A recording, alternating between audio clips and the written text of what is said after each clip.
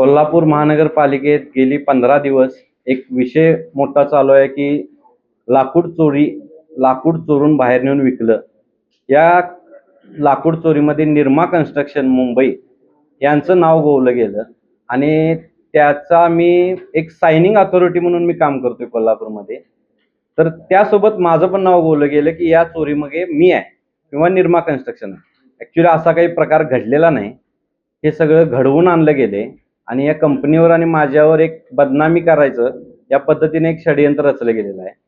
कारण मी गेली आपली कोल्हापूर महानगरपालिकेची निवडणूक 2026ची माझी पत्नी उभारली होती.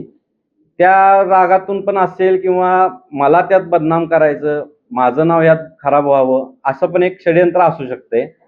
त्यामुळे इथून पुढं माझ्या कंपनीवर आणि माझ्यावर जे काही बदनामी झाली त्याबद्दल मी न्यायालयीन दाद मागणार आहे.